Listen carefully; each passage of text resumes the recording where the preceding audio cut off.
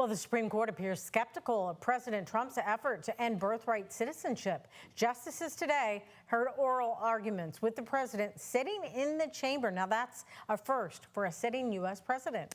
The court's 3 liberal justices and several conservative justices raised doubts about the constitutionality of ending birthright citizenship. ABC's Christian Cordero has more from Washington.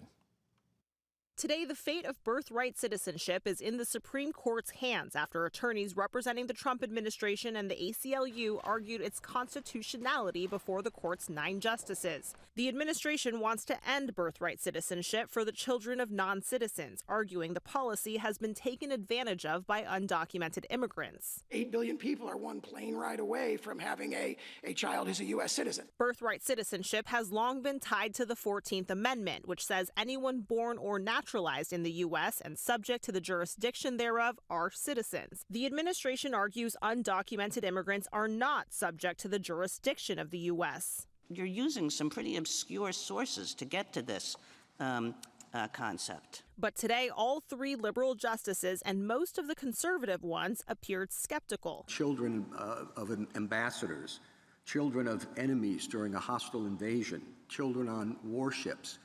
And then you expand it to the whole class of illegal aliens are here in the country. I'm not quite sure how you can get to that big group from such tiny and sort of idiosyncratic examples. President Trump attended today's arguments and is the first sitting president to do so. He left halfway through the American Civil Liberties Union's opening statements. The ACLU's attorney, born in the U.S. to Taiwanese parents, spoke after court was dismissed. My parents and so many of our parents and ancestors who came to this country seeking refuge, seeking new opportunities, and who relied on the rule that we've had in this country for 150 years. President Trump reacted on social media after court, claiming the U.S. is the only country, quote, stupid enough to allow birthright citizenship, which isn't true. The Supreme Court is expected to rule on this case by this summer.